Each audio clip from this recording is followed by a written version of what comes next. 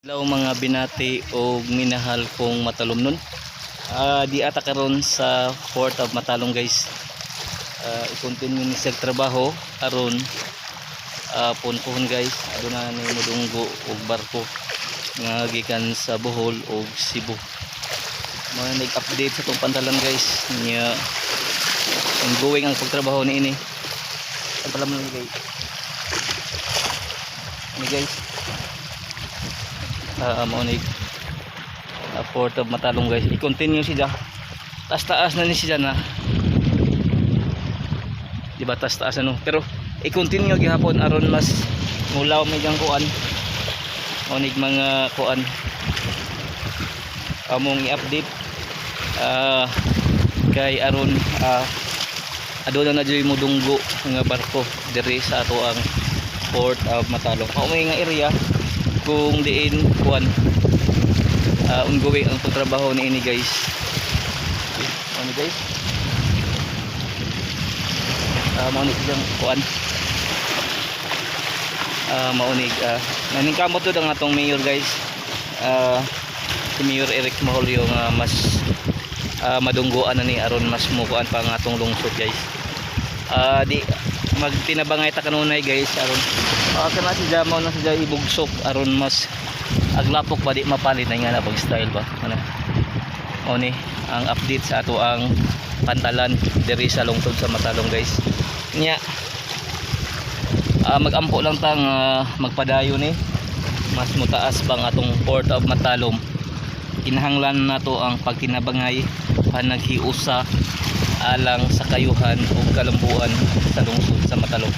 Iko PP live diri sa kuan guys, Port of Matalom. Ano siya ang pagtrabaho nini nya i-continue pa ni siya pataas nanay budget aron mas madungguan na ni og barko padong sa Cebu ug Bohol.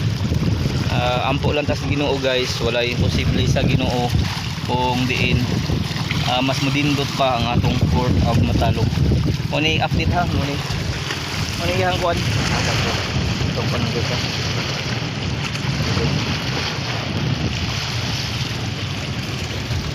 maunig kita ka kuan guys na no, nagtambak sila gamay pa lamang ni sila kay kuan mo lagi maunig update na niya maunig itong bugsok guys diri sa tuang kuan mas mukuan na ni aron mas mutaas pa ang ato ang pantalan niya. Maunig mga kuan mga barko nga amog ato pa do pantalan sa Canigao Island niya mo na itong port taas na guys. Mas lami pa ni dublihon ni kataas aron nas aduna na modunggo diri sa ato ang Port of Matalom nga gikan sa Bohol ug Cebu. Okay guys, mo ni ang hindunggo pa lamang diri kanang padung sa Canigao punpuhon og buligan ta sa Ginoo guys. Mas mutaas pa ni ang atong pantalan. Okay, Iko PP nag-update sa pantalan sa lungsod sa Matalom. Kuan ako man ning hinaot niya magkinabangay kita kanunay alang sa kayuhan sa pantalan o kalambuan sa lungsod sa Matalom. Iko PP live diri sa Port of Matalom. Today is Monday niya March 27, 2023. Ako magainon nga ang pagkinabangay sa tagalungsod sa Matalom mao susi sa kalambuan sa atong lungsod.